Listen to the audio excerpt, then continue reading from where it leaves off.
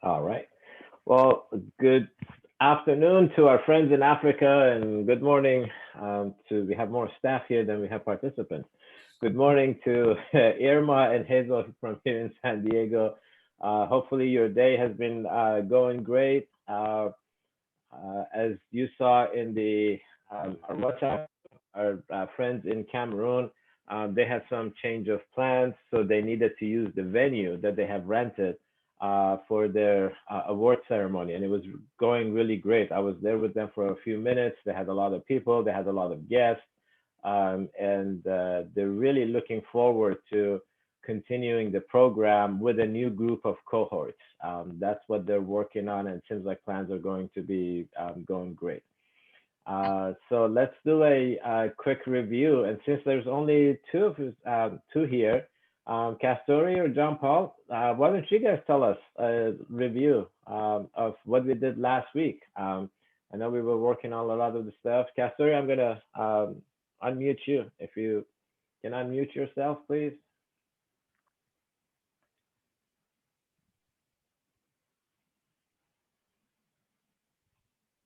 Let's see if Castori, can you unmute yourself?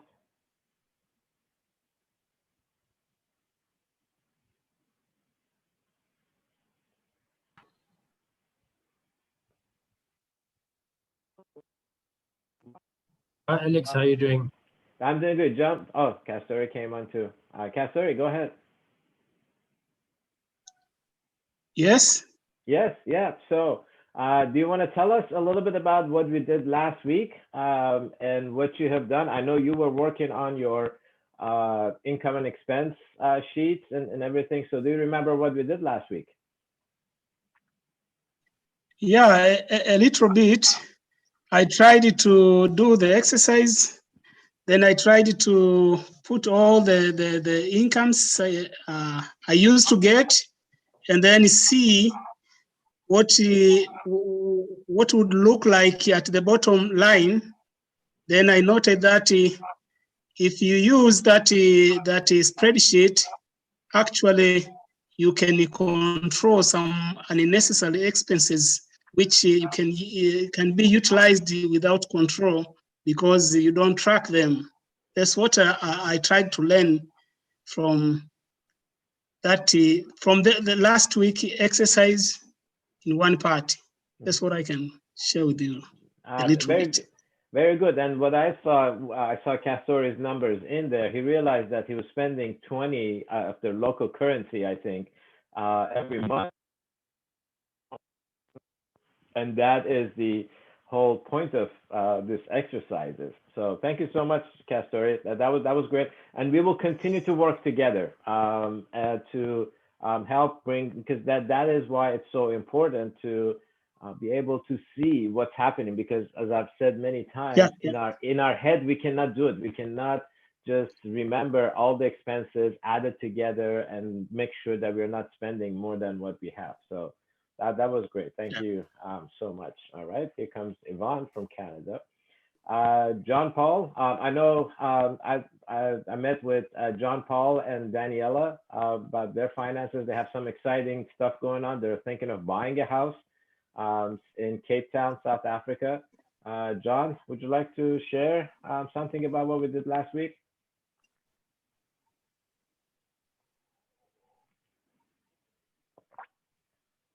He might have stepped away. Okay. Yvonne, how about you? We're just, since it's a small group here, we won't have our friends from Cameroon here because they're doing their completion, the award ceremony. Yvonne, would you like to share anything about what we did last week? Oh my goodness, what I did last week. I am in the middle of a huge move, so that's basically my my week is taking a 6-bedroom house to a storage unit. Okay. No, So that's what I huge. meant was what we discussed in our class last week, in our session last Monday. That's what I meant. Oh, what we did in class. So what do you mean in respect to? just a review. So as a Oh, reminder of different okay, topics okay. that we discussed last That week. we covered. Oh, sorry. Okay. Okay. Um, so I think for me, the one thing I really fully enjoyed was the section when talking about or looking into generosity and the thanks and the thank yous. Those breakout sessions really opened my eyes in looking into what other people do and how other people really engage with their family and their internal communities. So I made a commitment to myself anyways, to adopt a couple of the activities that people are doing into my own life. So I enjoyed that. All right. Very cool. Very good. Sorry, my background is a bit noisy. So No, that's okay. Yeah, since we are a small Mhm. group today, we thought that we start with that, and we'll just kind of. So that was great. Thank you so much for sharing that. So a few points about what we did last week. We talked about being respectful and thankful for our countless blessings. Because often we forget, especially in today's society, that everyone feels like, oh, I should have more. I should have the newest cell phone, the newest TV, a bigger car, a bigger house, whatever that is that we want. And we forget that we have so much to be grateful for and what other people don't have. We often forget that. Then we also talked about being generous, not only toward ourselves, but to our family, to our community, to our own future. And that is actually the basis of how we prepare for retirement, because we know that we are going to get to that point of the time where we cannot physically do any kind of work. So we should be able to support ourselves going forward. So those were the points that we discussed last week. Today we're going to start with creativity, which is this is how, as Irma will share with us, this is how we can bring joy and happiness also to other people. We can create a business out of it.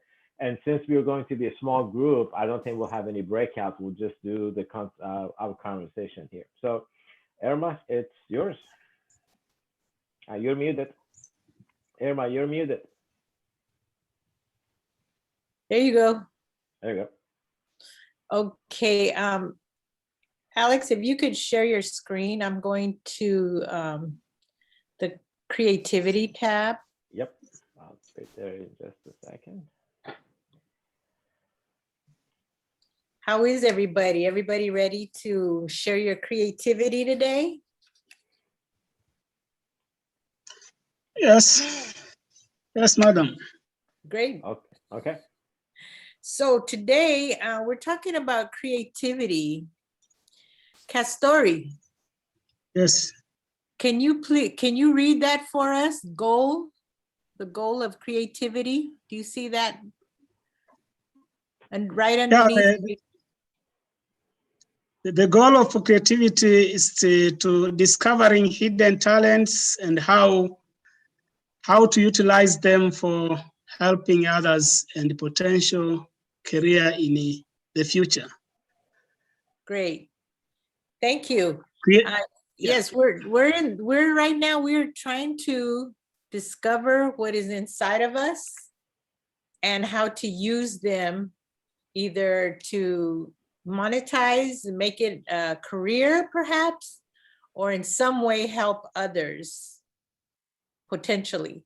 So Daniela, can you hear me? Yvonne. I can hear you. Yes. Can you read the next portion, creativity? Sure, 1 second.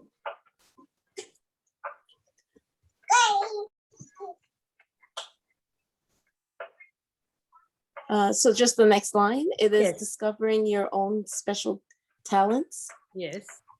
Continue. Yes, please. Dare to see things in new ways and find different ways to solve problems. With your creativity, you can bring something new into the world. That's beautiful. It's creativity is such an individual dynamic that it's a beautiful thing when we all share our own creative endeavors. And it's so unique. Whatever you bring is something very new to everyone. So I would like to ask you, do you have any questions about what creativity, how we define creativity and what we want to do with our creative endeavors? Are there any questions? By now, you have probably been able to think about it and cultivate it in your own lives. And I would like to see your creativity, whatever it is that your talent or your creative endeavors are. Alex, is it possible to go over to the WhatsApp, because several of our participants showed some of their creative talents in pictures. So Alex is going to pull up some of the WhatsApp contributions that people have been sharing this week. A couple of them were very impressive. We have some artists here among us. Let's Let see. me get to them. This is Joshua from Nigeria. He hasn't been able to attend our live sessions, but he's been watching the recorded sessions and doing the assignments on his own. And this is what he does. He has an organization that he creates these 3D images, and he wants to teach this to other people of how to do them. That is what his creativity is. And while we're going through these, maybe friends who are on, Daniela, John, Juliana, and Yvonne can think about, and Castori, what is their creativity that they can share with us? Yes, above Joshua, there was another contribution. Mm-hmm. Oh, There's yes, if you keep scrolling down, I wanted to start with one of our participants. She designs handbags and shoes. Okay, all right. And this yeah, one, cute. this Yeah. one, right? Yeah, there we go. Okay. So she was showing us how she is designing these beautiful sandals, and it looks like beadwork. I think above this image too, Alex. Yeah, this one. There you go. Yeah, beautiful sandals that she is doing with beadwork. And I think it's so beautiful, the intricate designs and the colors. They're so lovely. Okay, you can scroll up, please. Yeah, those were beautiful. Those, and then she's making those beautiful handbags with these beautiful designs. Very creative, very, very beautiful. Mm-hmm. She says she's passionate about craft work and creativity, and this is what she specializes in. I give her a big applause. Beautiful work. So maybe we can ask Juliana. Juliana, what is your creativity? Do you have a talent? I'm sure you have a talent. Would you like to share what your talent is with us? I am good at drawing, and crafts and origami. Okay. Do you have any of them that? Okay. Do you have any of them that you can show us? Yes.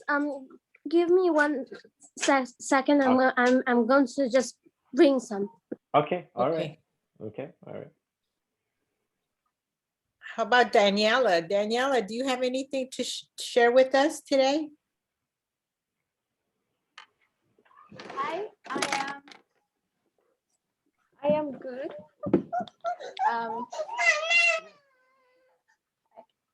Gracias. Okay. I am very creative and good with kids. So Hey. I create songs Songs. for kids. Yes. And I'm actually wanting to create a book. I have a book with my own songs, and my daughter usually, she used to be the one drawing so we can eventually, I'm gonna give you my autograph before I get famous. And Okay. also the songs, the books. And I think I have a lot of things, but I'm still at in my purses, because it was actually a bit hard for me to be going through the exercise of.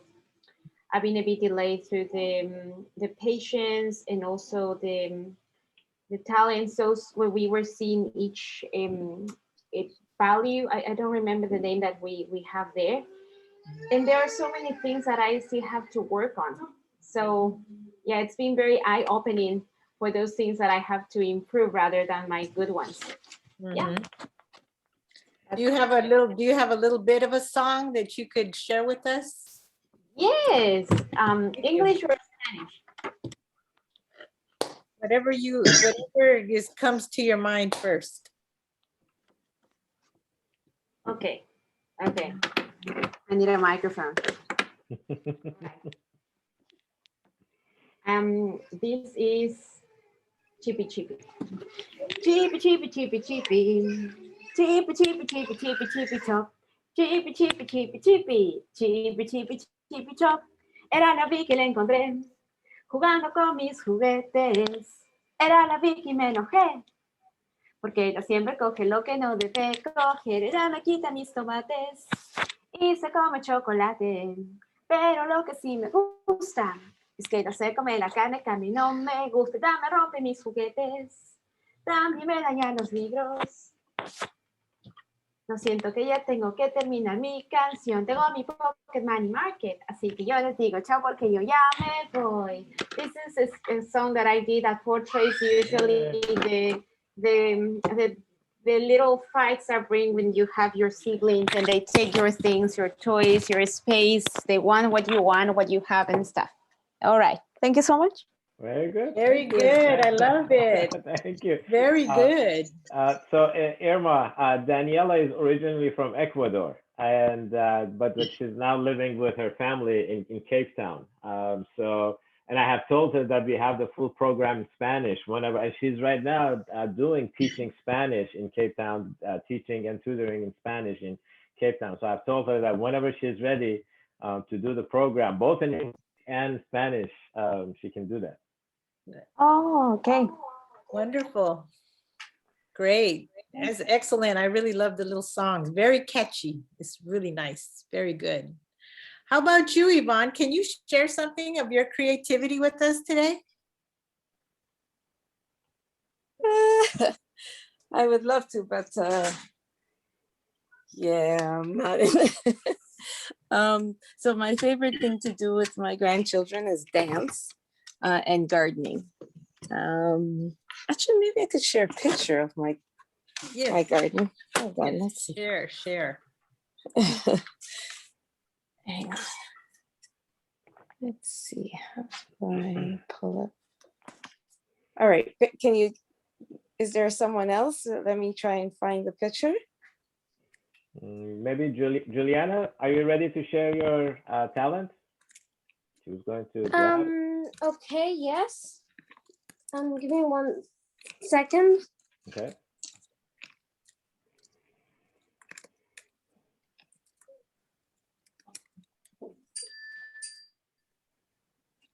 Here we go. I have this or give me 1 second. I'm going to take off my background. Yep. We don't want it to disappear. There. There we go. Here I've got a origami chair. Here I have a boat. It stands up. Wow. And I've got this on the bed. Wow, that's so cool. These things can come off. And I have a few pictures too. Here it's supposed to look like a Labrador dog. I have this bird too. Wow. That's excellent. And this cat I made. I've done a drawing class, and and this is a cat I made with my grandma. Really excellent. Very cool. Really Thanks. excellent. Very good. Thank you for sharing. Beautiful work. How about you, Castori? Yeah, first of all, I appreciate what others have been shared about their talents. So for me, according to the definition or the concept of talents, that is about some imagination, which differ from one to another. My talents, which I know, is how to solve the problem when I exposed into a difficult situation. Then I can, usually I used to think and come up with some alternative which can help the solution.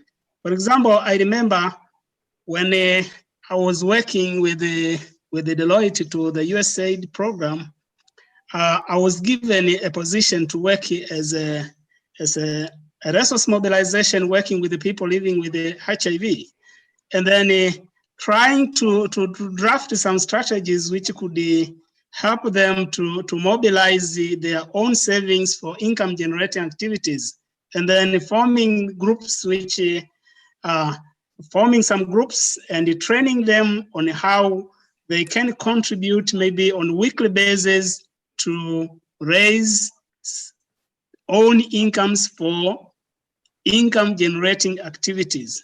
That's how I used to solve that problem.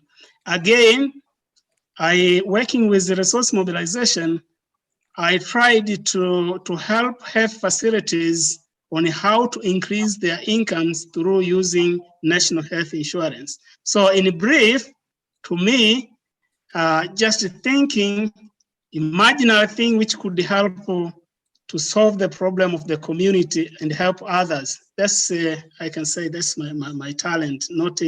I'm not artist, I'm not can design something which is visible. Thank you. Well, problem solving requires a lot of creativity. It does. A lot of imagination and a lot of flexibility too. So thank you for sharing. That's excellent. John Paul, can you share some of your creativity with us? I'm here, can you hear me? Yes.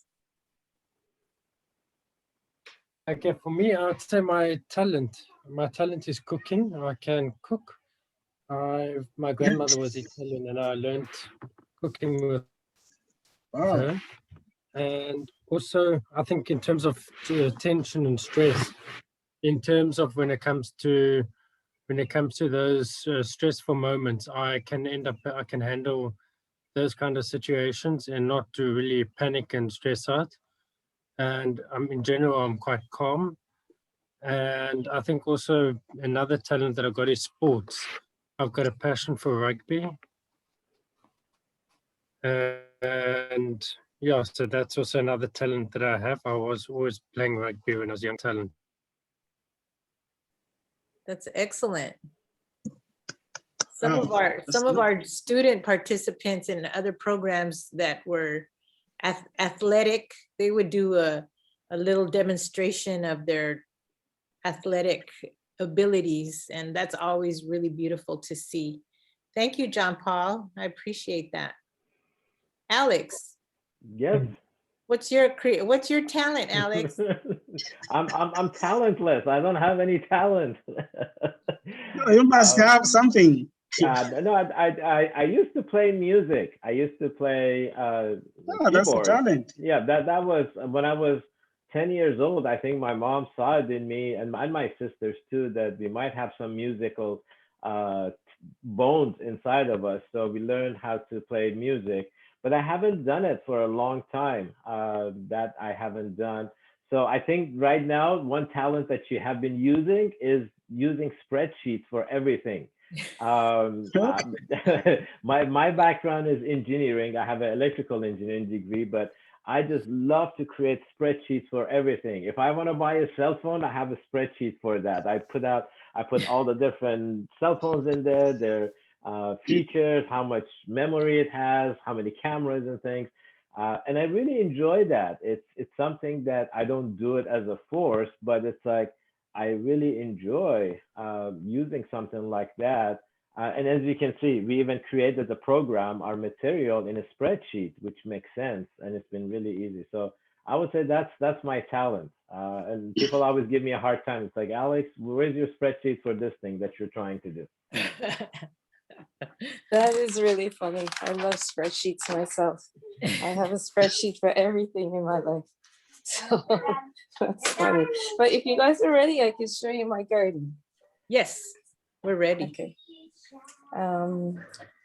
So I just go to share screen, right? Yep. Uh,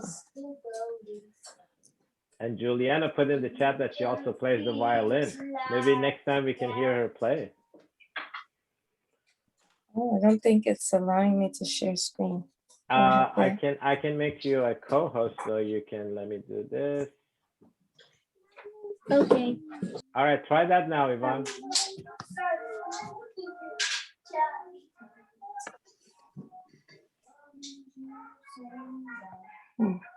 Did that help, Yvonne?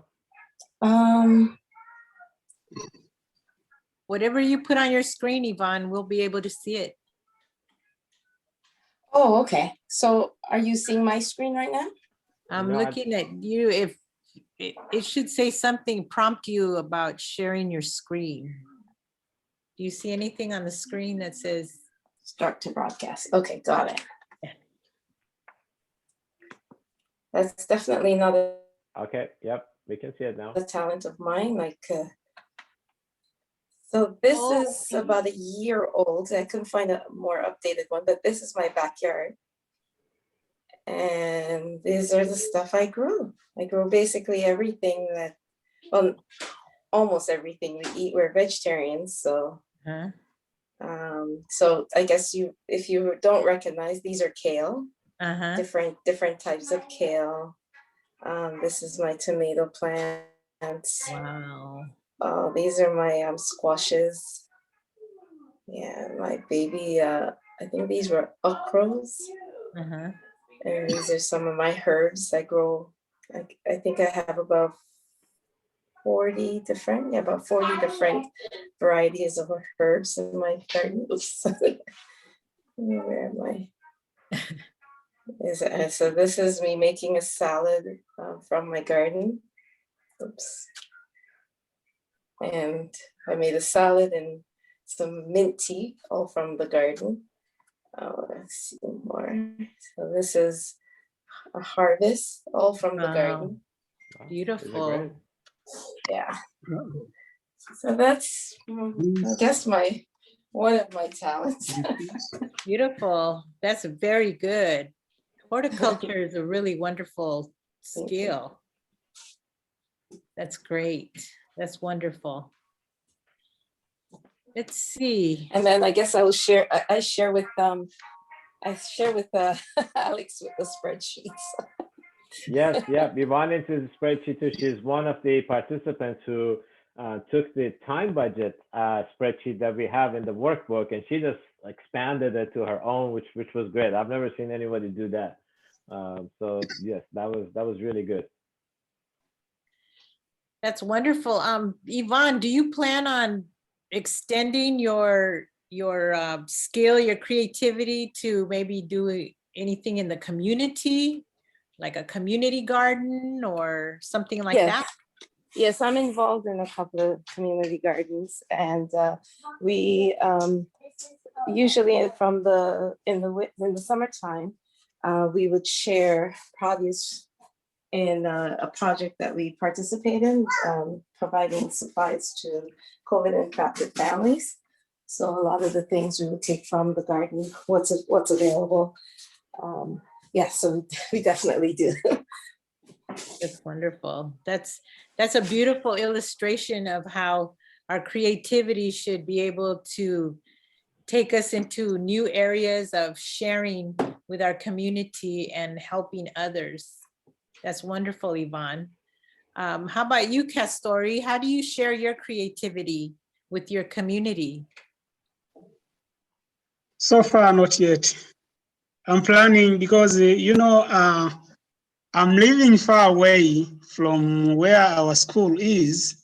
So I'm planning when I go there at early in June, I'm going to share a lot what I have learned from this course, Oh, this program. wonderful. That's wonderful. And John Paul, I noticed you said your creativity, one of your main creative endeavors is cooking. Are you planning on sharing that with your community in some way? John One of Paul? the things, one of the things that Daniela and I always wanted to do was have our own restaurant. And yeah, cooking is something that I do enjoy, especially in South Africa is very famous for fish and chips. Oh, really? So it's a very, very big, you get your hake and chips here in South Africa. Mhm. And that was something we were looking at doing maybe in another country or in South Africa, or opening up a different type of restaurant. But that was one of the things that we had in mind in the future. That's excellent. Good, good. That's I excellent. like it.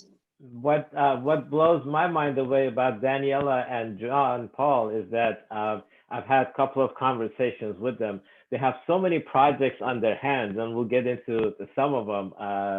Last Wednesday when we talked together, Wednesday or Thursday, they were deciding to purchase a home. I'm not sure what decisions they made. They were asking me for input, and I said that because I'm not there, I don't understand the local economy and everything. But they were trying to, and they also talked about starting a business and having 4 children. I don't know how they do it all together. It's more than a full-time job and family. So they've been really busy, and also now doing this for 4 weeks in a row. They've been attending our program for a whole 3 hours. So it's really impressive how they can do all of this. Very impressive. Extremely impressive. Thank you. Thank you for sharing, everyone. I really enjoyed seeing your different creative endeavors. Juliana, your drawings were fantastic. Keep on, being creative and producing beautiful work like that. I would love to encourage you to keep on doing it because you're very good. Alex, Yeah. where should we proceed to? Okay, so I can take it from here and share. Let me share the screen back again. So talk about. So there are assignments that you can do later on after the session today. So in the creativity tab, you do have a couple of assignments. One is to list your talents. What are the talents and passion things that you have? And maybe talking a little bit about the difference between talent and passion. So talents are things that most often we are either born with, or some of them we do develop maybe throughout our lives. But then passion is something that we feel it in our heart, in our soul. Like I can give an example. I have the talent of playing music, but it was never my passion to become a musician. That was never in me. The talent of solving problems. I think that was something that I had it from early ages on. But then now it became a passion.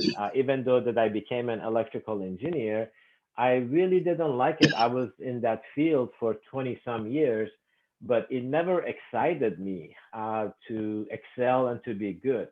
But once we find our passion, I think that is where we can really drive ourselves to excellence and to moving forward in life.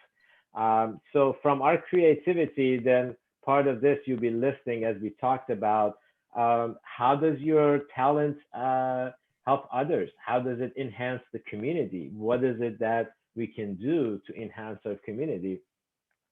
And then lastly, for the creativity lesson is, how do we take our creativity into a business idea? Like John Paul mentioned, he loves cooking and starting a restaurant. Although starting a restaurant is probably one of the riskiest business and most difficult business that you can start. It really takes I think from those, I have never done it, but I think those that have done it, it really takes the life out of them, because it's not like a 9 to 5 work that you go and do. There's so much preparation, so much risk taking. But if that's what your passion is, it can really be very successful in there. So we can tie our creativity and passion into particularly solving the community problems. So I'm going to go back to, and this is why we had, if I go to the responsibility, and I'm gonna, yeah, so if you go to responsibility, this is where we listed out, hopefully if you've completed these, I'm not sure who has, who's not. So here, not only we set our personal responsibilities, but then we came up with some of the challenges in our society. I'm not sure if any of you have done, maybe we can talk a little bit about this. So I can ask, Daniela, what are some of the challenges in your, or things that you like to improve in your neighborhood, in your community, where you live in Cape Town? It will definitely be safety for everyone. Yeah, I think now with the coronavirus, its crime rates have gone higher everywhere. Mhm. I would make from my neighborhood a more child-friendly, elderly people, an environment that will be more supportive and helpful for parents with small kids and old people, because for example, the sidewalks some are beautiful, but are not really walkable. One will really struggle to also cross the street, and sometimes there is also not, I believe, not enough safety around spaces where the community can gather, like parks, for example. They are beautiful, but yeah, I would be improving that. And I will be also getting more support. And I was thinking this is one of the talents that I used to be contributing to society. Help kids or parents, even though I wasn't a mother yet. I'm just quite good with them, and I used to help as a volunteer to schools where little ones with very little, with difficult financial situation will be, and I was there playing, giving them my time, helping in the basic in the primary years of their education, and I think that is a really great thing that I can be also improving around, because there are people that can be a bit clueless. They have the kids, but they don't know what games to do and how to engage with them, and I think I could be doing that. Okay, very good.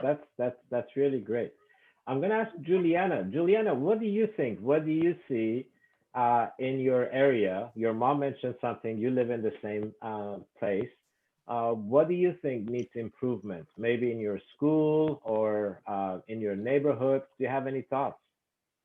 What can be improved? Yes, there is no like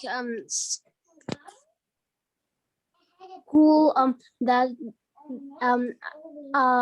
around the place that I live, and also when those people who like do the some of the repairs, if there's like a burst in the water pipe, they have to like dig in the ground, and like when they put all of like the things back, they don't leave it how it was before. They leave it like not messy, but Mhm. like they don't leave it better from the way it was. They leave it like worst from the way it was. Okay, all right, very good. So as you can see, everyone can identify something that can be improved, and it doesn't matter how young or how old we are. This is something that we are seeing when we do present this program in the schools. That even children as young as age 7 that we work, or maybe even younger, we don't give them enough credit for being able to identify something that can be improved in our society. I think traditionally we have just let the children or youth, it's like, well, they can just be children and youth, and that's fine. And they don't need to worry about these. They can just play games or just have fun or watch TV.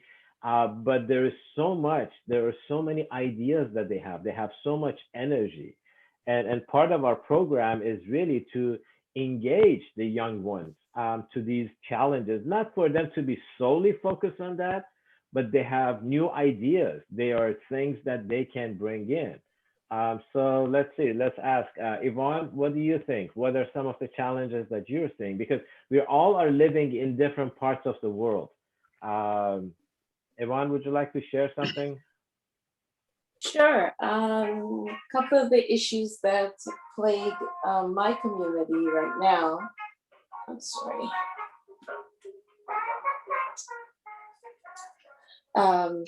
Would be food insecurity. And I guess that's one of the passions that I have when it comes to the gardening and the farming.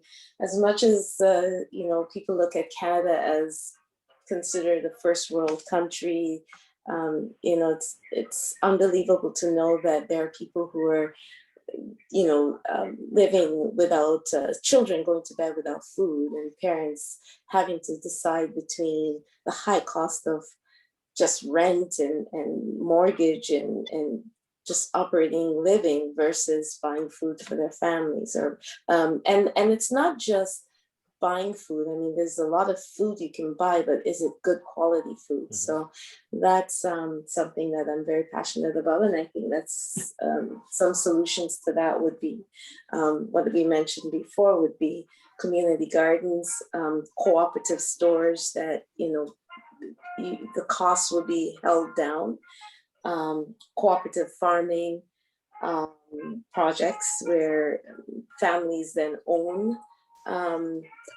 or have share ownership in the project so that they feel like they belong and they take pride in growing their family's food and sharing with others. Another one is youth unemployment because of even prior to COVID, but now more exacerbated by I'm stumbling over my words, by the COVID pandemic. We find that a lot of young people don't have direction and don't have anything to do. And I think parents are going crazy with these children stuck at home, not having any work, not having anything to do, and not even I worry about what's going to happen next year and in the coming years with children and schooling, so solution for that is just basically more programs, more youth engagement programs, which I think our government is trying to pour money into, but I'm not sure if it's being poured into in the right ways and in the right communities. Mm-hmm.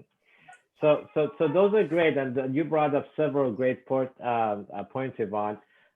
One that I'd like to mention that, and as we will see in the last hour of today's session, is not just through our program, but through a lot of work that's being done all around the world, there are certain misconceptions that we're hoping that will change.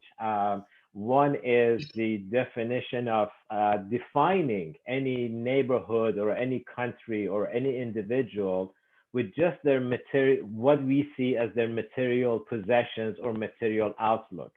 And like Yvonne, you mentioned that, yes, the Canada and US are considered as first world country. Well, that's the old way of looking things. That is just looking at maybe the material possessions that these countries have. But really, when we look at it, a lot of these so-called first world countries are particularly spiritually bankrupt. And that has become a major issue. And this is how it's affecting all of our daily affairs. So as Yvonne mentioned, yes, people think that in US and Canada, everybody's educated, everybody has food, everybody has a place to live, and it's far from that. The statistics in US says that 1 out of every 4 child goes to bed hungry at night. It's unbelievable. And yet we waste so much food. We throw away so much food. There are many people that don't have a place to live. They live in a tent on the side of the street, and there's so much problem in there. And as Yvonne mentioned, the governments have been trying to alleviate some of these challenges, but we can see that they have not been successful. And part of it is what we are thinking is that some of it is up to the individuals. We need to process, which again, we will see more of it in the last hour.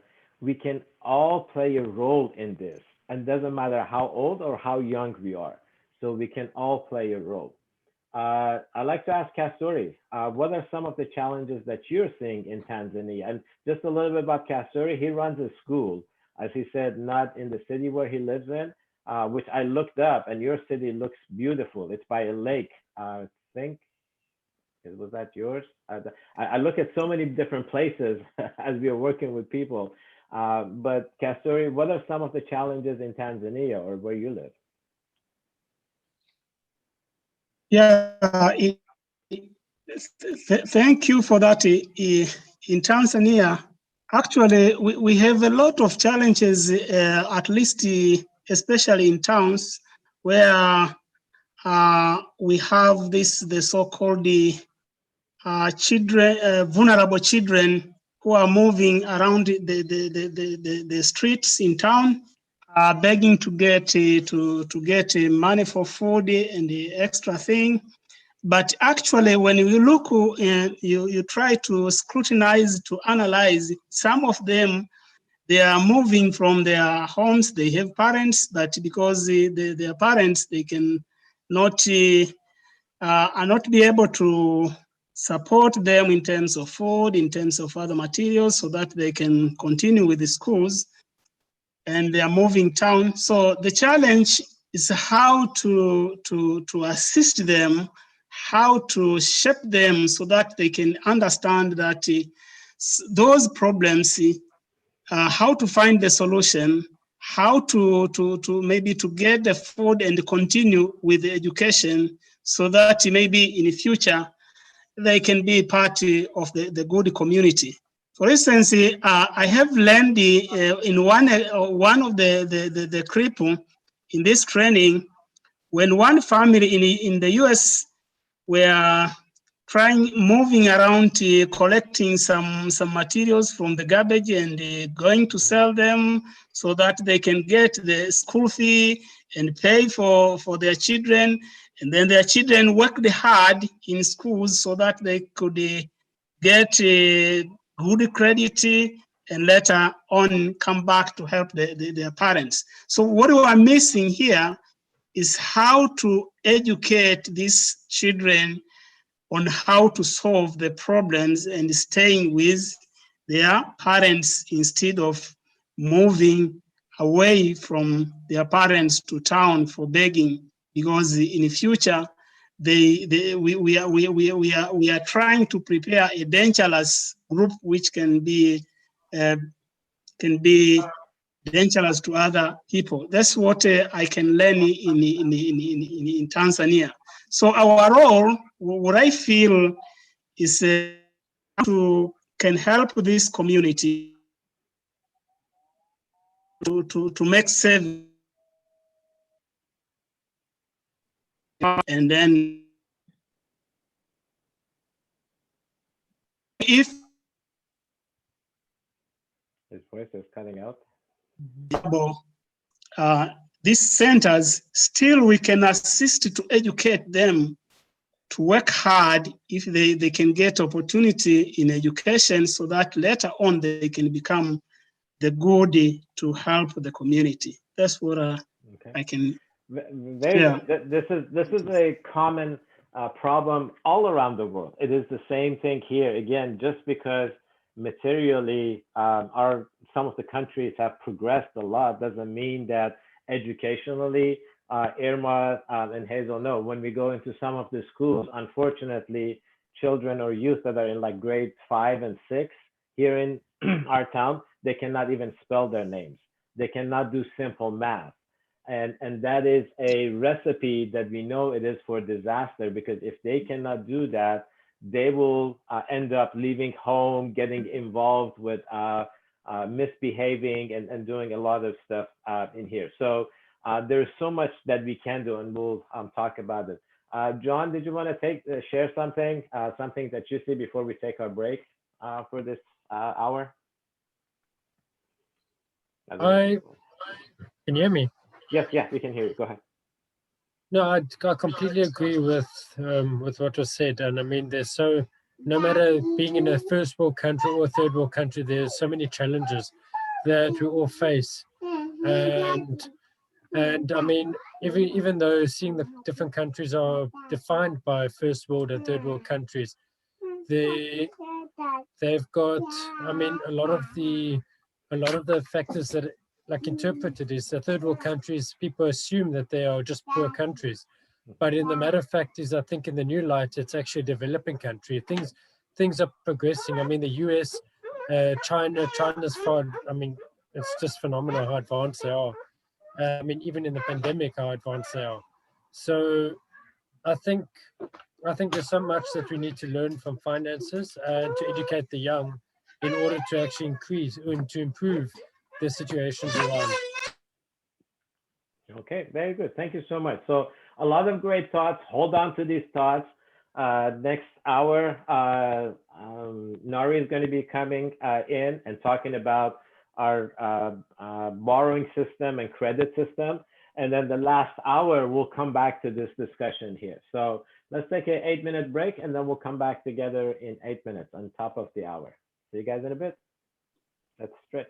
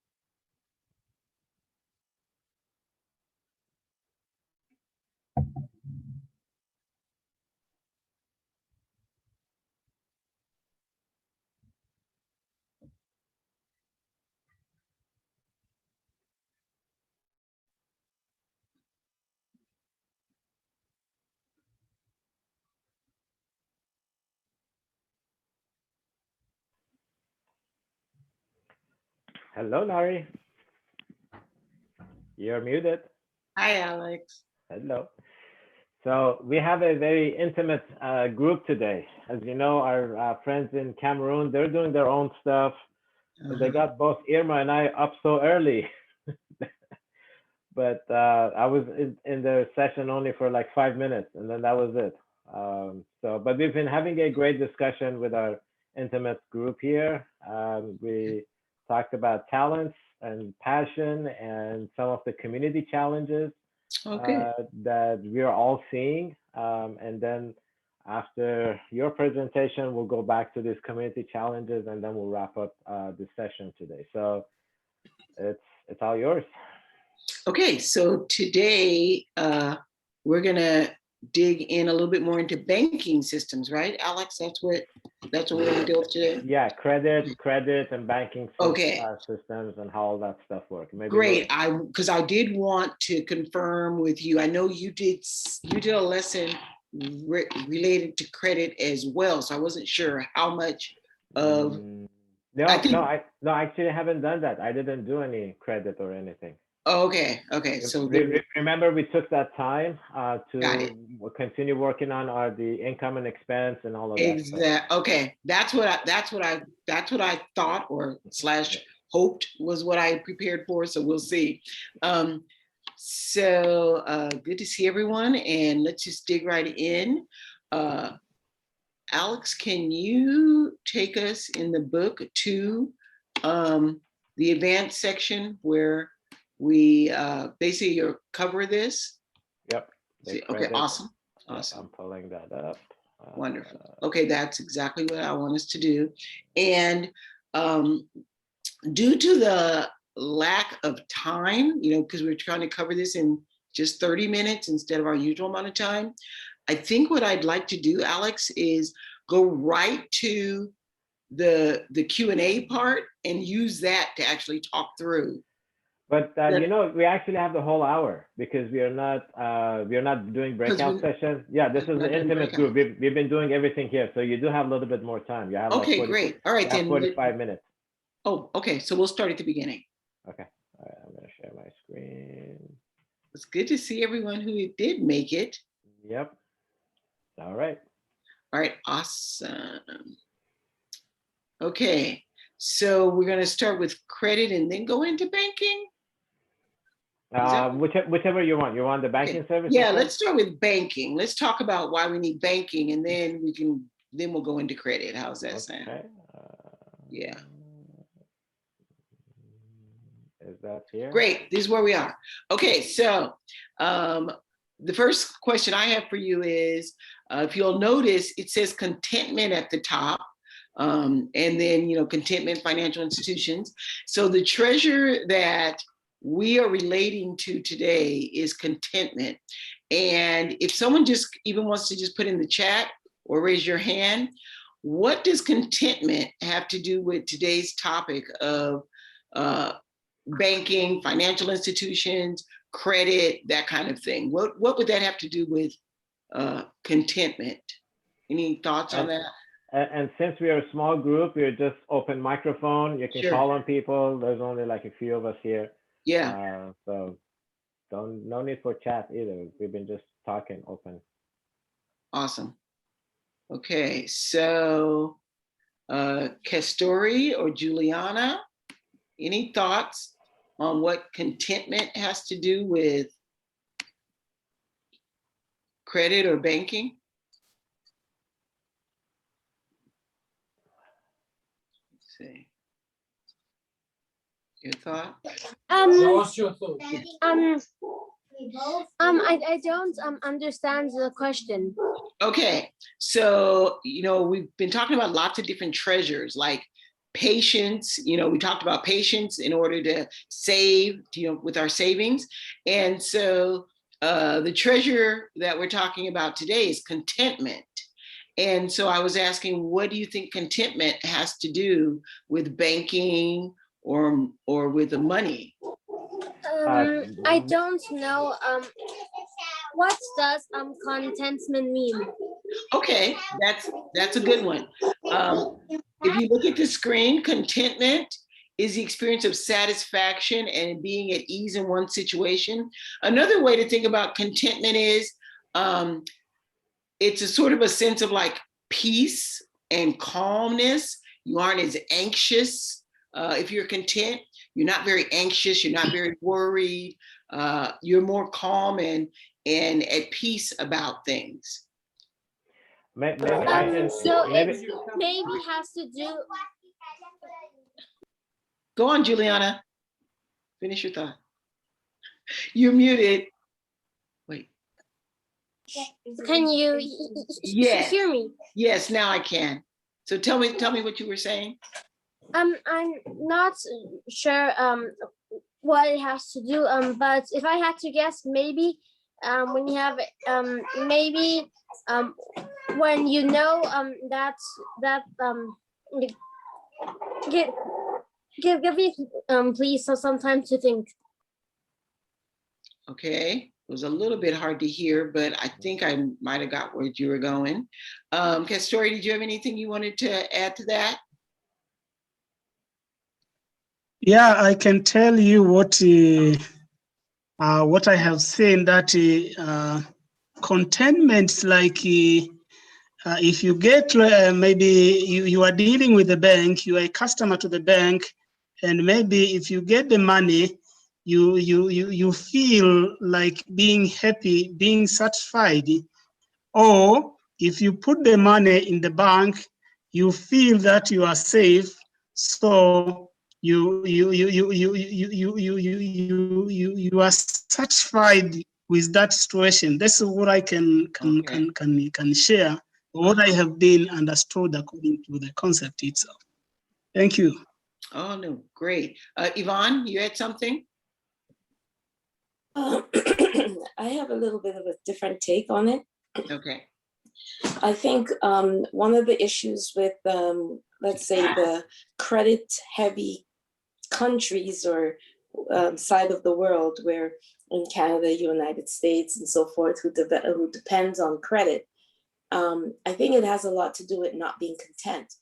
And if we understand our responsibility and the fact that we're stewards of what we're given, and we should be taking care of the things that and be happy with what we have, then we would not put ourselves in so much credit debt. Yeah. And I think that's where contentment ties in with financial institutions and then credit system. That's how I think they tie in. Okay, that's great. So a lot of what you guys are saying makes sense, that the more you want something and can't have it, the less content you will be, or the more that you feel content with what you do have, the less worried you'll be. And then for some people, knowing that you've got savings in the bank, and if if something happens, you know that you've got your savings there to take care of it, then you will be less anxious because you've taken care of, you've sort of got a little buffer for the future or for the unexpected. And so all of this can sort of affect us. The first sentence there says, contentment is the experience of satisfaction and being at ease in one situation. You become happy with who you are, who you already are, and what you already have. However, you continuously strive to reach higher goals. And so in this case, we're saying that savings is one of those habits that can affect your life. By using that discipline, it can give you that contentment that having a lot of financial challenges can take away from you. It's hard to be content when you're constantly challenged or worried about how you're going to pay your bills or how you're going to take care of your family. And so under there, we also have some attributes of saving. That saving is a habit. It requires discipline. It requires commitment. And you have to delay gratification. So you can't buy it today. You got to be disciplined enough to say, you know what, I don't need that today. I can wait and save up for it, and not use my credit card, for instance. Or I can do without it. I don't necessarily need this thing that I was going to spend money on. And so I may have to not look for that for gratification right now. Nari, can I share an example? I think it will Sure. help our young ones.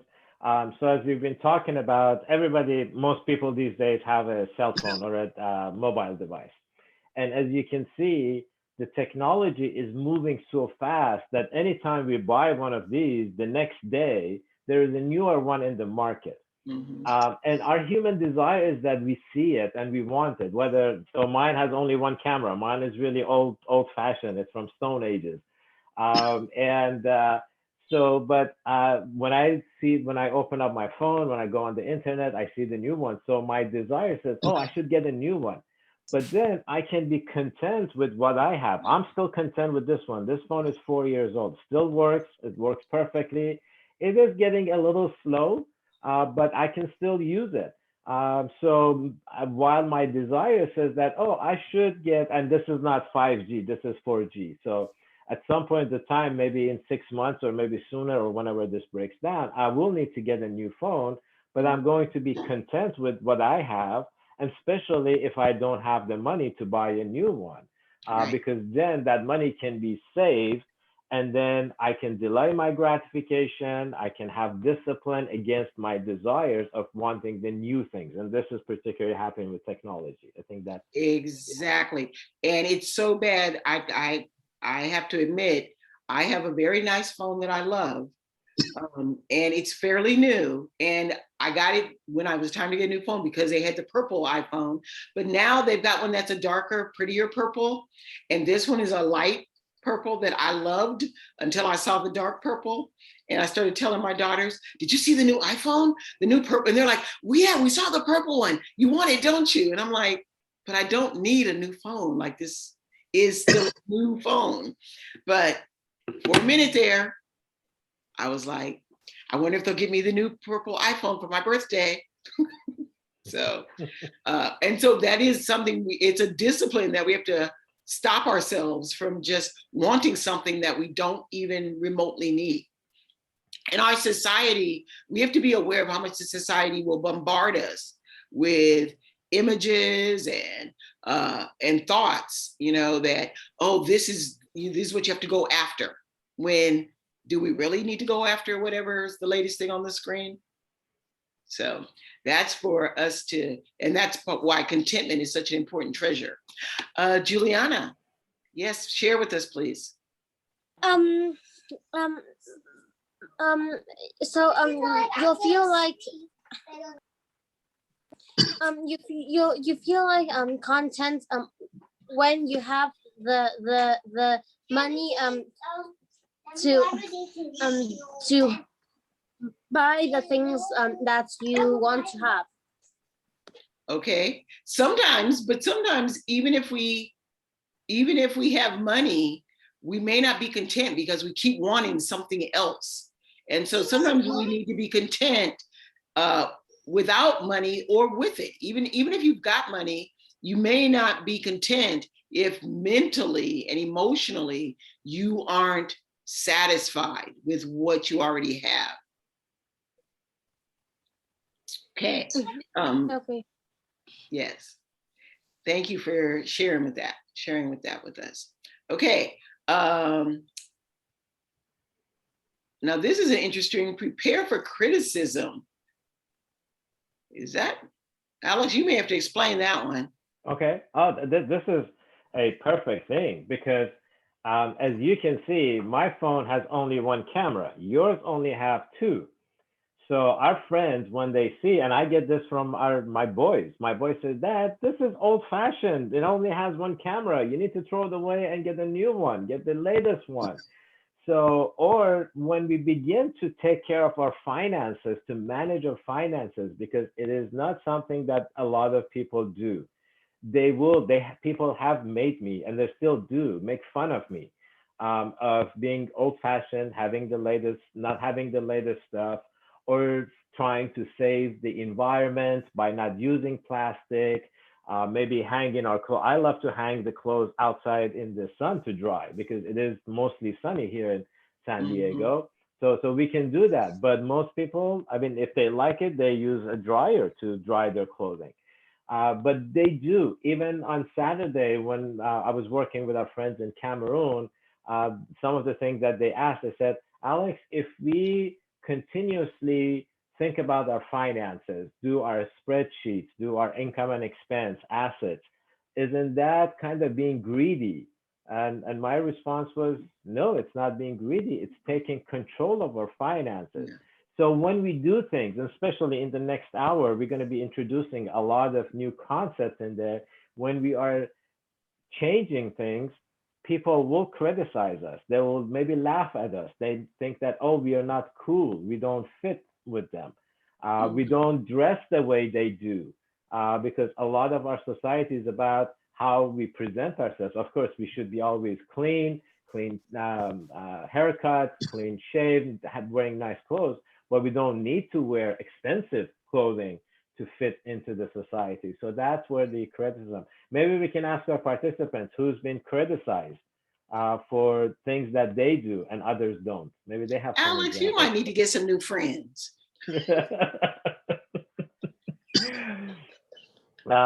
Believe me, that's why I hang around with our Mind Treasure staff more than I hang around with my friends, because I love the way we all think about things. So maybe we can ask Castori, what do you think? Have you ever been criticized for things that you do that other people don't understand?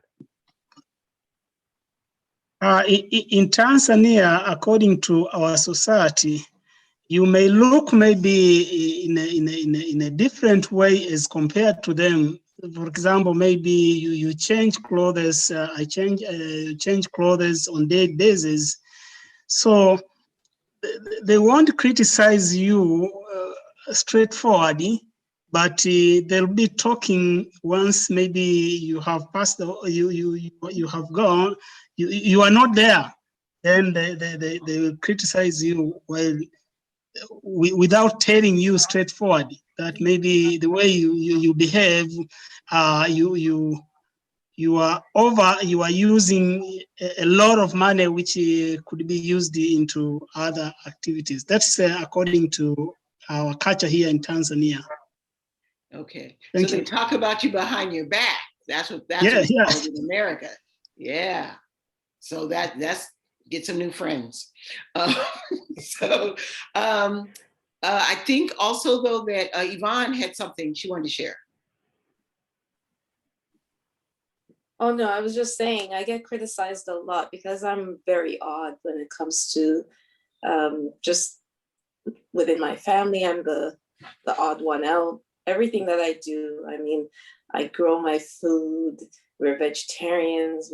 We don't, most stuff we wear is natural, and it's just my immediate family, meaning myself and my children. We're always criticized as the one out. I like my old BlackBerry, or back when before the BlackBerry was the Motorola. I still, if it didn't fall and break, I would still have that phone because it worked. I mean, there's no need to change it. So I totally understand. You do need to have a thick back and know you just need to know your own goal. Yes. Be committed to it and it doesn't matter what anybody thinks. You just, you know, stay true to yourself and be within meet your goals. Now, I have fallen prey to some of the criticism and got myself in some credit, you know, where I owe more than I actually, you know, using credit cards. But, you know, I've taken steps, and even the steps I've taken to alleviate those debts, I'm being criticized for, you know. So it doesn't matter to me. I just keep going because I know the goal I'm trying to reach. Right. And I think that is really the point of this discussion, is to get us thinking about that as we're starting to get towards the end of this class, and we want to incorporate the different things we've learned into our lifestyle, really knowing that some of those changes that you're going to be making might draw some criticism, or if not criticism, people questioning, well, why are you doing that? Or why are you not, you know, why are you not going on the trip with all the friends who want to go on this trip? And, you know, you might say, well, you know, I could go on the trip, but it would put me in debt. And, or, you know, maybe it's not their business, just I'm not going this time, because you're making some different choices on what you're doing with your finances. And so you will need to just be aware. And it also may give you an opportunity to share with some people, maybe some changes they need to make as well. So it's just something to be aware of. And there's a whole little section there, just a couple little tidbits on how to save. And it just means really being a little more proactive. And if you notice, a lot of the things we've done in the prior weeks were things like not just the budgeting spreadsheets, but even thinking about things like a shopping list in advance, or making a real plan of how to be patient and save money. So a lot of things that come out of this are being proactive. And as you're proactive, you aren't blindsided by so many things in life, and you can be more content. You'll be a lot more content when everything isn't a crisis and things don't catch you by surprise, because you have made plans, whether it's financially or with your time, so that you aren't late a lot, or you aren't missing out on things because you've planned out your calendar the same way you've planned out your budget. So those are things to think about in terms of really being content in life. So we've got a couple of tips there about how to save. And then there's interest. Who knows what interest is? Maybe we can ask Juliana. Juliana, do you know what interest is? I don't understand the question. What is interest? And it's from a banking term. So it's not. I don't. Sorry. About the noise. I don't understand of. Oh, okay. Yeah. Interest. When you borrow money from the bank, you have to then you have to like pay with interest. Excellent. And when you get paid interest when the bank borrows your money. So when you put money in the bank, you get paid interest, although it's not nearly as much as what they charge you when you borrow their money. So interest is always some percentage that's earned on money. Okay. And if you notice on the screen, there's two types of interest. There's simple interest, which is just a basic, let's say, you borrow money and you're going to get 5% interest, or you've got to pay 5% interest. But compound interest, which is what we get from banks, means that our interest earns interest. And in that case, it means that if you give the bank $10 and they give you 10% interest, you've now got $11 because they paid you an extra dollar in interest. But the good news is the next time they calculate the interest, they'll calculate it on the $11. and so on. And so you end up earning money faster because the money that you already got paid keeps earning money for you. Oh, okay. Yeah, so that is why interest is important. Both directions. You don't want to end up paying out extra interest. You'd rather get interest paid to you. Okay. Yes. So let's see. Are we ready to move on to the next section? Yes, definitely. Okay. We're going to credit, right? Yeah, let's do credit and then we'll come back to the questions. How's that? Okay. All right. So let me get to, there we go. All right. So just to segue from banking, at our bank, a lot of times we'll have debit or credit cards, and who knows the difference between debit and credit? I think that might be something that I'm not sure. Oh, go ahead, Juliana. What's the difference between debit and credit, Juliana?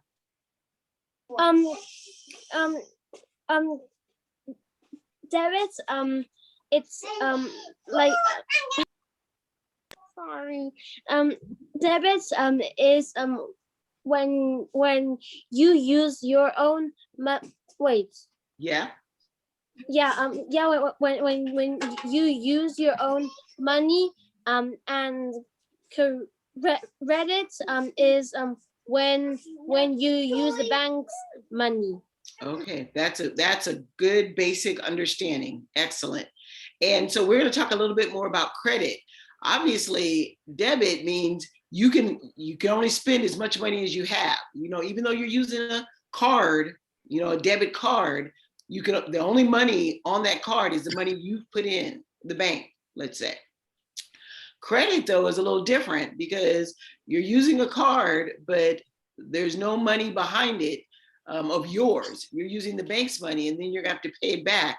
And this is where the bank charges you, depending on the bank, depending on the organization, they can charge you an awful lot of interest on that. And so in this case, the treasure that we like to talk about is reliability. And why would reliability be an important treasure when you're dealing with credit?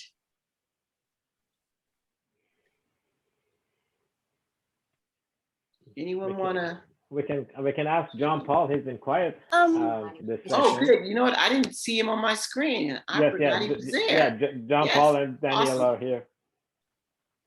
Yeah, okay. Danielle and John Paul were off my screen. I think John Juliana- Paul, what do you think reliability has to do with credit and credit cards?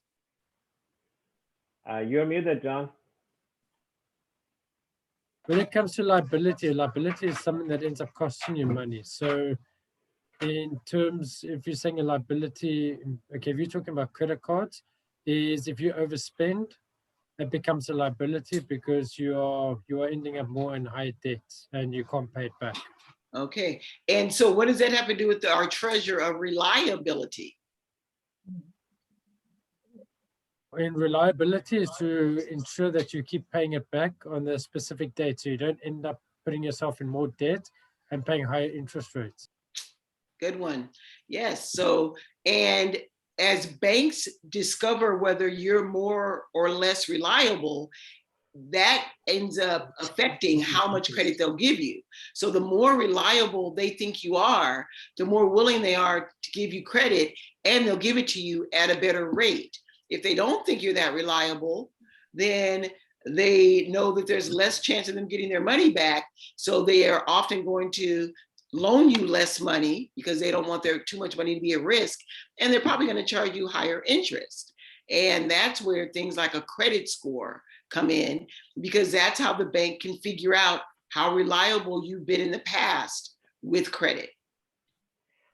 Nari, I think Yes. I know in Canada, and I definitely know it in South Africa, we use the same credit system. So that might be clear that they might be able to relate to that. Castori, how's the credit system in Tanzania? Let's say if you want to borrow for starting a business, Can you go to a bank and borrow for starting a business? And how do they know whether you are reliable or not? Yes. Actually, they used to involve a lot of assessment, trying to visit you, where you living, where you based in, what types of assets do you have, and what types of business do you have. Normally, they used to give a loan based on existing or a business which is already started in, trying to avoid a higher risk, but still due to lack of information, people still they can lie you, they can show you a business which is not owned by, especially for the small business, they can show you a physical place where they don't own too. Those are some of the challenges, and based on the loan they used to give, actually the interest is still is higher, because it usually they used to charge up to more than 10% of what you have taken, and also still considering what type of collateral do you have before giving you a loan. So there's still a lot of challenges based in our country when it comes to loan assessment, especially to small business owners. Okay. Thank you for helping us understand that a little bit better. Okay. Now, if you also notice, every time you apply for credit, organizations are going to look at your prior credit. And so not only a lender would look at your credit, if you want to buy a house, a car, a student loan, a business loan, but merchants, it's not as frequent as it was, but I know when I was younger, most department stores had their own credit cards. And like my mom would have the credit cards for the different stores, when we would go shopping. And then, every month you'd have to pay the bills on those cards. Now we tend to use more, whether it's American Express or Bank of America. In America, there are companies, credit card companies, that are used a lot more than credit cards just for a specific store. But there are still some stores that actually have their own credit cards. And then landlords, when you're going to rent, they will look at your credit score. They'll look at your credit and see how you've done in the past at paying your bills before they decide whether they trust you to pay your bills every month with them. Okay. And then we talk about how we build our credit, right? Nari, before Yes. you continue, so what you're presenting here is heavily based on the credit system that we use here in the United Yes. States. Right. So if things don't necessarily make sense, or they're not applicable to either Canada or South Africa or Tanzania, the idea of this lesson is the whole borrowing system, which as you can see, it's universal. There's borrowing everywhere, but then what we're presenting is very much how our system works here. If you are not familiar with how the borrowing system works in your country, we can work together offsite, or you can do some research on it. Just wanted to add that in. Oh, definitely. And that's why I'm stressing more the idea of how you handle credit and borrowing is going to come back to haunt you one way or the other. It's either going to be in your favor because you'll be able to show that you've been responsible and reliable to someone who's going to want to know that sooner or later, or it's going to show you haven't been responsible and reliable, which could cause problems for you in the future. Okay. And so the ways that you would build credit are, you want to start small. If you haven't already started building any credit, the key is you really want to make sure you always repay on time. Whatever you've agreed to, you definitely want to make sure you meet that agreement and not go into arrears. You don't want to end up not paying back, because it's going to come back on you at some point. You also want to make sure that if there are different ways for you to have different types of loans or credit, and that you can afford to pay them regularly, having different types will give you a better history. You'll have more to show someone that you are a reliable person. Okay. And then there are different, can we scroll down a little? Oh, thank you, Alex. And then there are different types of credit. Obviously, it could be that you just borrow something, you just borrow for one time, and then at an agreed upon time, you pay that amount back, the full amount. It could be installments where you've said, like with a house, right? When you borrow money to buy a house, you're saying, whether it's over 20 years or whatever, you're saying, I'm going to pay every month until I pay back the money for the house plus the interest. So that's an installment. And then there's what's called revolving credit. And sometimes that might be with a store or with one of the big credit card companies, where you are constantly paying because you're constantly using that card to buy. And a way that you can have really good credit is to keep making sure you're making those payments and paying it off. And you don't want things to linger on there long enough to charge interest. So you might pay it off every month, but then you charge more on it every month so that you can keep building that history and you're seen as a person who regularly pays that bill. Okay. And you definitely want to know your credit history. You may want, there are different ways that you can request your credit history, and you want to make sure nothing's on there that you thought should have rolled off by now. Make sure there's nothing on there that you didn't do, so that it isn't someone had a similar name, or, or someone may have even, purposely used your social security number and other information and got credit in your name and is doing something that you don't want on there. And then you'd have to contact whatever agency and get that removed.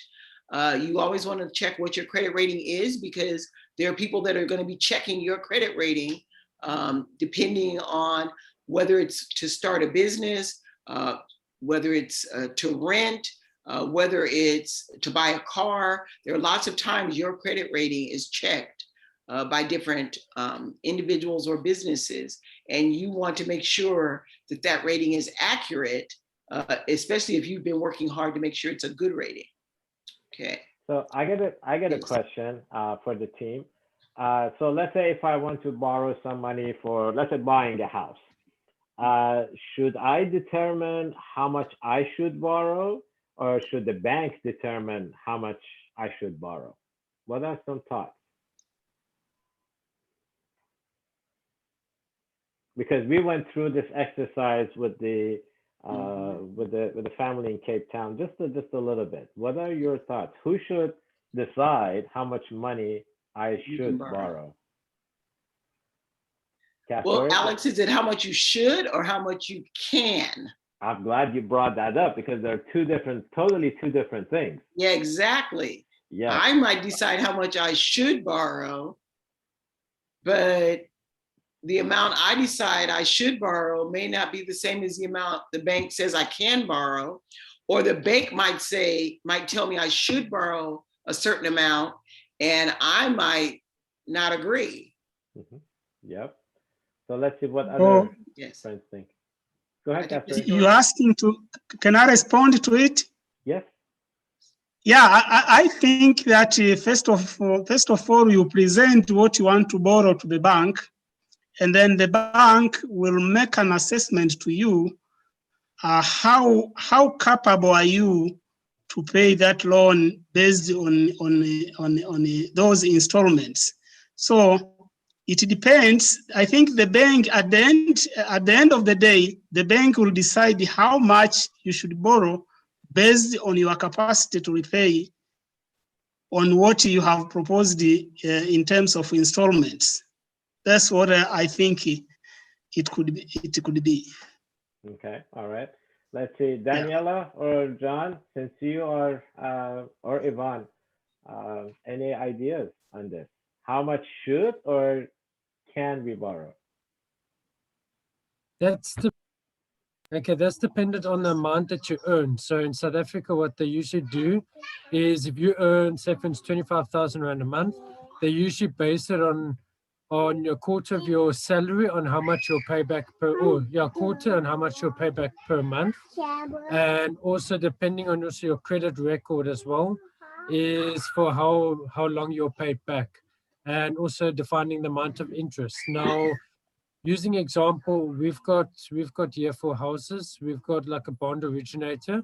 So they would take all the banking all your banking credentials, and they will go and apply on your behalf of the different banks, the different institutions, and they will come back. So they might give you a 15-year bond, or they might give you 20-year or 30-year, and it will all depend on which interest rate they want you to pay it back at. But it's got a lot to do with the bank, not dependent on us. Okay, all right. Okay. Yvonne, what are your thoughts? I agree with what's been said so far. The way the system is designed is that the banks determine how much they're going to loan you based on your credit history, your record of payments, how much you make, all the things that my previous colleagues have said. Now, in terms of who should determine how much is loaned, I think that should be the responsibility of the person who's going for the loan. You should be managing your finances in a way that no matter where you go and what the bank's criteria are, you're eligible for the maximum. But even though you're eligible for the maximum, you should take only what you need. So I think it's like a catch-22 for most people, but that's, I think, the way it should be. Yep, you're Yeah, I definitely like that. Good answer. Yep, you're definitely right. And this is what gets people into trouble. So an example on the credit card, a bank may give me a credit card that has a $5,000 limit based on the information that I provided to them. But my situation changed. Maybe when I applied and got that 5,000, I have enough money to borrow against that 5,000 and then pay it back on time. But then situations change. So just because the bank has given me that 5,000, I should not use it. Another example is what happened in 2000, in the middle of 2000s, the 2004 through 2008, when banks actually got greedy. They began to give people loans for their homes that they could not afford. And people just did not look at it. It's like, yes, the bank is saying that I can borrow this much to buy this house, but can I really pay it back? Do I have enough income? So that's why one of the really points is independent investigation of truth. We might get enticed with a lot of things in our finances, in the way we look, in the way, but ultimately we have a brain. We see things, we hear things, especially on media, on advertising, but we have a brain to analyze everything and then also consult with other people. I was honored that John and Daniela consulted with me about the purchase of home that they're willing to make, they're thinking of making, even though that I'm not familiar with their environment, with their finances and things, but I'm hoping that I brought some information to them that was helpful. So we should always try. If we cannot make a decision on our finances and a lot of other stuff, we should not feel shy of asking others.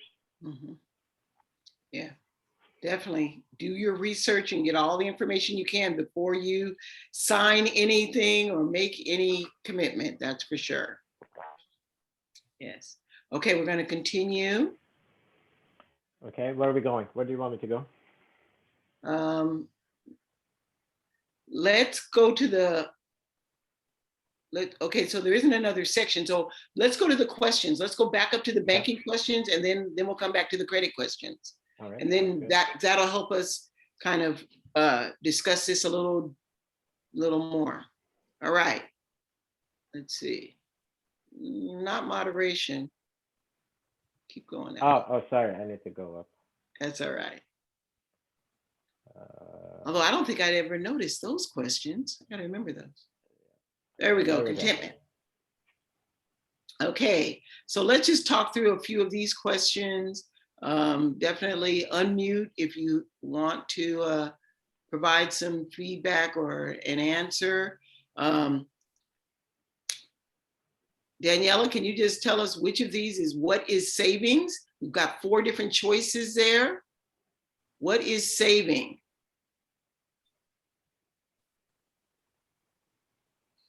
Hello? Yes. I think none of the above. It has to do with habit and discipline, but none of them in particular tell me what is saving. Okay, good one. I like that. Alex tried to trick you there, but you didn't fall for it. Wait, did you just switch to something else, Alex? Sorry. Let me go back. I was trying to pull something out. I was trying to respond to someone on WhatsApp group. You were multitasking. Yes, the other guys in Cameroon are having too much fun. They're asking questions. So, okay, sorry. Keep going. Okay, no problem.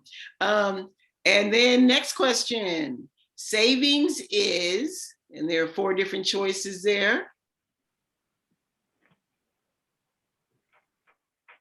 Someone want to give us an answer on that one? I would say A. All right, say again. A, I would say a natural habit. Okay. Sorry, B, sorry. B, a habit that is developed over time. Sorry about that. No, I was gonna ask you, I was like, so Yvonne, is it just like natural for you? Because the rest of us could have a problem with it. Not so natural all the time. But there are some people who really are good naturally at savings. I mean, I've known some people like that. I'm not necessarily one of them, but I've definitely known people that are natural savers. Let's see. If I save every month. Can I say the answer? Yes, please. Okay. I think it's number B. That's good. You build for your future gratification. And that's important. It's not being selfish, and it doesn't necessarily that you'll miss out on things. You might miss out on something, but you know that there's something in the future that's going to be more important, right? And we already said, if your friends give you a hard time, get some new friends. So, number 4, if I compare prices before I shop, I am. Can I answer? Which answer is that for 4? Which letter?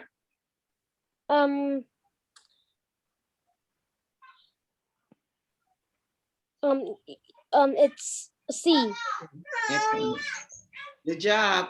You're getting this one down. Can you hear me? Yes, we did. Thank you. Oh, okay. Yeah, that was, and you were correct. C. Next one. How much should I save every month? How much should I save every month?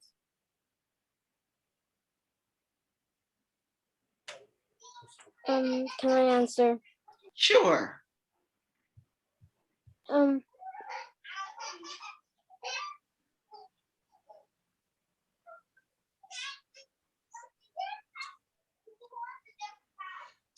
I think it's D. Okay, that's a good one. This one is really hard because I think this one is kind of hard because there's depending on your where you are. So for instance, If someone had never saved before and maybe was really young, I might say B would be appropriate. The amount's not as important as the habit. And so maybe we say, okay, you're going to save, $5 a month just to be in that habit of savings. But then at another point in your life, you might want to make sure, depends on what you call your expenses. If some of your expenses are also your spending that is, more or less, just if you've got in your budget some spending that isn't required, but you want some money in there for incidentals, then you might say it's whatever's left after all expenses, but you've got to make sure you've defined all expenses correctly, right? And certainly, depending if you are saving for a specific goal, then the amount has to be significant enough for you to reach that goal over the time frame. Alex, you have any other comments on that one? Nope, that's perfect. Exactly. That's how you said. It's really depending on the person. Mm-hmm. Right.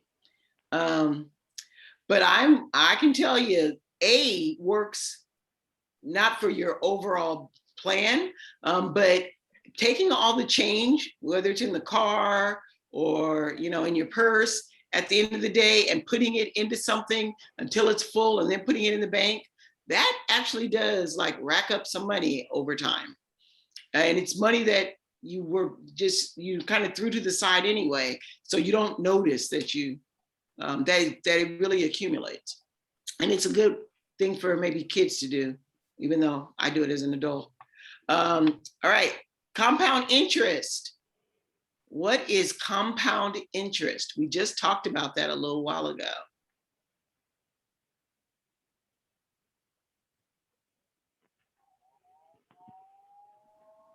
Let's see, who wants to help us out with that? Who have we not heard from?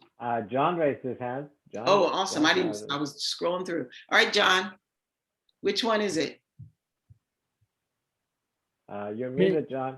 Oops, there you go. Okay, for me, I would say compound interest is either B, because it earns interest on interest, which is best compounded monthly. Yes. And also you could say C, because the money does grow faster based on the fact that you're earning on interest on interest for the amount. Okay, that's great. And depending on the type of account, you do end up getting penalized. Because if you withdraw the interest, actually, no matter what it is, if you were withdrawing your interest on a monthly basis, then there's nothing to compound. You're missing out on the actual compounding if you actually took the interest out. That's correct. I do know in South Africa, some accounts, they lock you in for about a certain amount of years. So to either be locked in 2 years, 3 years, 4 years, and depending on the longest time that you keep the money in the account for, the interest rate becomes higher. So it's a way to lure you in to keep it there for a longer period of time. Yes. Okay, so that one really could be in all of the above. Okay, what is, we didn't talk very much about the rule of 72. It was on the screen, but we didn't really talk about it. Anyone want to take a guess at what the answer might be? I can go back. Can I? Sure, Juliana. Alex, wait, where'd you go? Oh, you took us back to it. Thanks. Yeah. Since we didn't talk about it. We really didn't. And let's do this one and then we take a break.